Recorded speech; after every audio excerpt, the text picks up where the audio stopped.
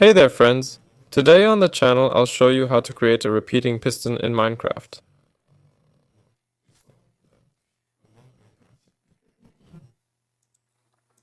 For this, we need to place some repeaters. They'll be positioned something like this, approximately.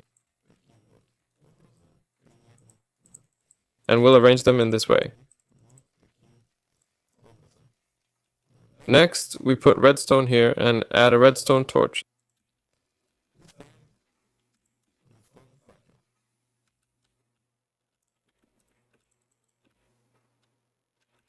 Then we need to break one redstone.